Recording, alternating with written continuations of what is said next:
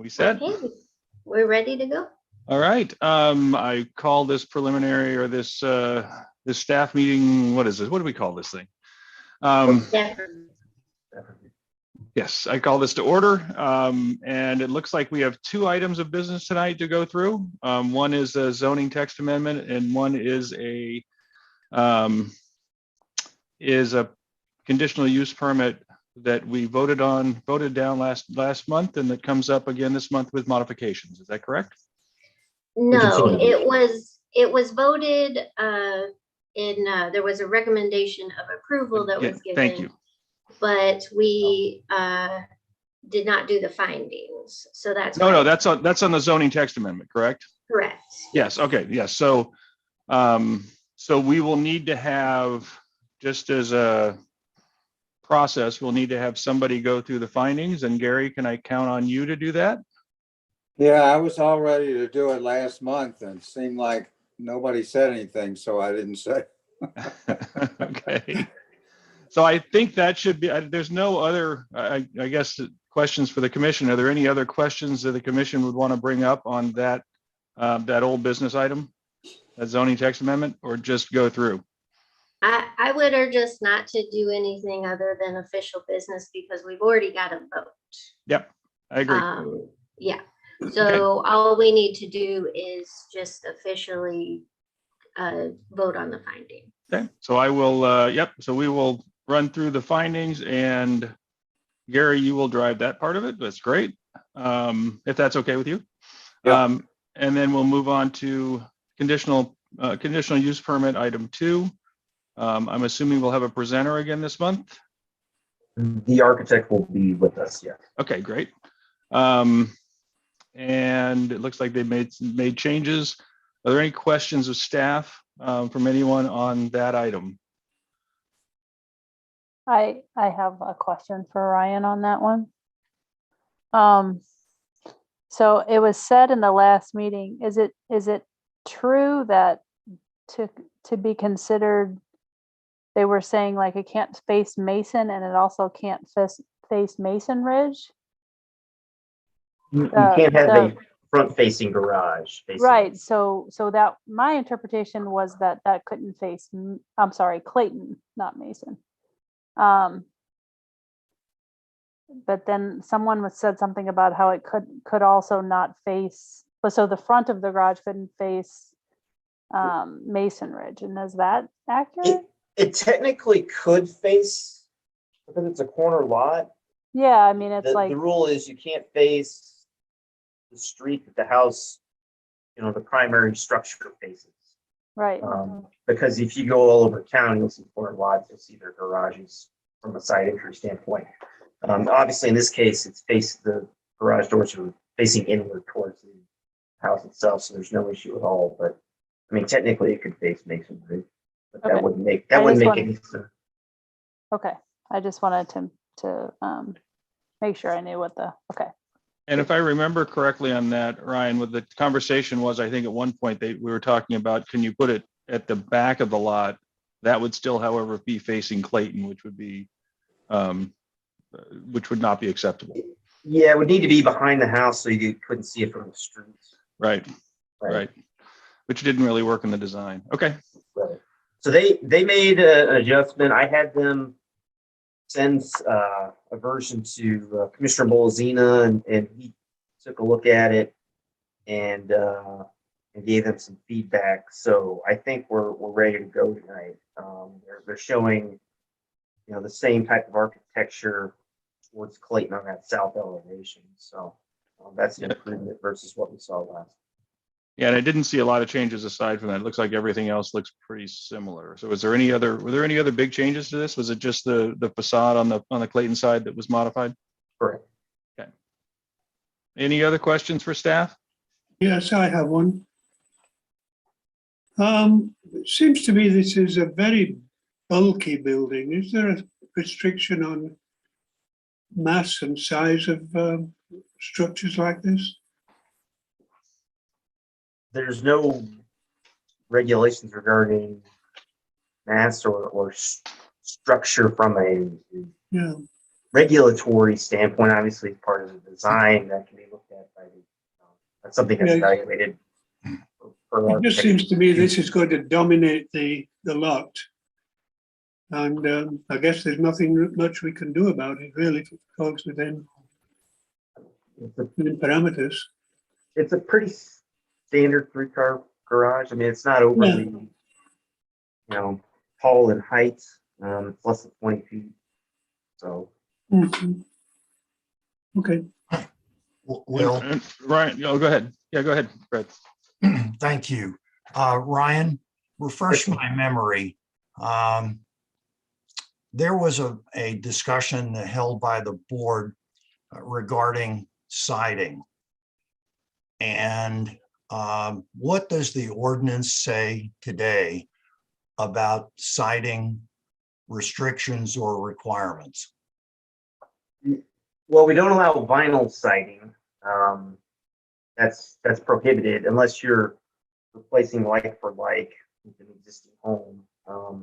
In this case, they're using hardy plank, which is an allowed material. Yeah. Is there anything in that ordinance, Ryan, that speaks to elevations, which elevations would be permitted or prohibited? My recollection is it needs to be uniform on 3 sides, front and the 2 sides, and it's not regulated on the rear side. We regulate new homes where you have to carry 10% of the primary and secondary material around the sides and back. Okay. In this case, it's not a new home, it's a detached structure. Yeah. I raise that because I am not enthusiastic about the changes that were made. I think it's minimalistic and may address the line of sight from Clayton Road, but the rest of the building, I think, is still lacking. And I was trying to understand what regulations we have in place, not that they're identical or immediately and fully transferable, but at least they provide a point of reference. And the east elevation that faces Mason Ridge is unchanged. And in my opinion, the fact that they might find it acceptable is only because of significant vegetation on that side. And in my opinion, that should be somewhat irrelevant. And at least the sides that face the 2 streets where the home is located at the intersection ought to be done consistently. So I'm looking for at least some point of reference as to the way in which we manage other structures. This is not a home, I acknowledge that, but it's still a sizable structure. Echoing what Commissioner White just said, it's a sizable structure. And I'm not at all enthusiastic about leaving at least the Mason Ridge side unchanged. Belzina. Mr. Belzina, your mic's off. You're muted. All right. So if anybody's, I guess, responsible for the present iteration, it's probably me. They did submit a interim idea, and it was putting like 4 foot of brick around all the sides. And my comment to that was that that is not in keeping with the historical nature of the existing home. A little 4 foot wainscot of brick going all the way around the home is a 1960s suburban design element and totally inappropriate for this structure. So my suggestion was that what we're really concerned about is the Clayton Road elevation. And if you would be agreeable to mimic the existing home. And if you look at the western bay of the existing home, what we've ended up with on the garage elevation is a mimic of that western bay. And they've even added nicely some design touches at the foundation and at the corners, buttressing the eaves to mimic again what is happening in the 1936 home to the west. So I think they've done a wonderful job, quite frankly, and I'm not concerned at all with the east or north elevations, and the west elevation is nothing but garage doors. So I think they've done a very, very good job. Okay. Comments, questions?